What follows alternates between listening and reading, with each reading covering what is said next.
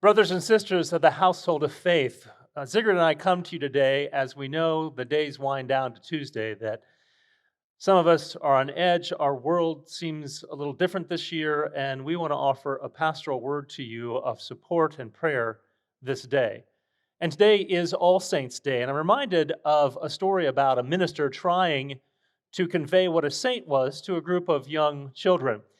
The minister was having trouble, struggling, because the saints kind of can be a hard thing to understand. So the story goes that he takes them into the sanctuary, these beautiful stained glass windows, and that depict all the saints, St. Peter, St. Paul, a bunch of saints in the sanctuary. And he's talking about the saints, and he asked at the end of the presentation, he said, "Now, do you understand what a saint is?" And one girl raised her hand and said, "Yes, I understand now. A saint is someone that lets the light in." That's a great story, Dan. Thank you so much for sharing that. That is what a saint is. The saints are the people who let the light shine in and through them, through the world, in a world that sometimes looks so dark. And so we are asked to be these people, to let Christ's light in through us and into the world, to shine and to be the bright star. Yeah, that's right, Sigurd. And we prided ourselves here at the Westerville Community United Church of Christ as a place that values diversity and respects all opinions. But this election day may test our resolve to hold to these core values that we share. That's why we're creating this video, to tell you that we hold you in prayer, and we ask all of us to hold fast to our welcoming statement, a beautifully written welcoming statement about welcoming all and valuing all kinds of diversity, but not just a welcoming statement for folks out there, but for all of us in here as we treat one another and love one another with the love of Christ.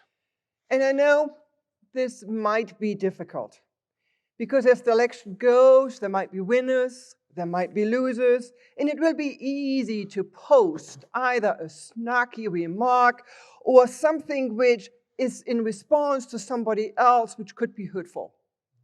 So we are asking you to be kind, to be generous, to be supportive of one another. You may say whatever you would like to say on your personal page. But on the church's Facebook page, we ask you please to treat each other with the love of Christ, as sisters and brothers, supporting each other, holding each other up, and praying for peace in this difficult time. Because what binds us together in Christ is much stronger than what divides us.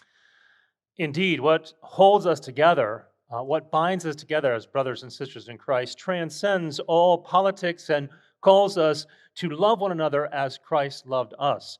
So we request that you hold one another in prayer as this week unfolds, as we'll be holding you in prayer. We will be praying for you. We will be holding out the prayers of the people for calm, for patience, and for strength to see us through these coming days and weeks. We also would like you to know that the sanctuary will be open on Tuesday if you would like to stop by and pray for peace in this community, in this nation, in the world.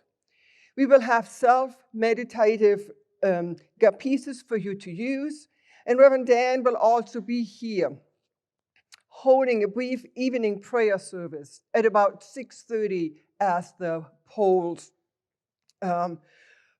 wind down as we wait for the election results. Please come.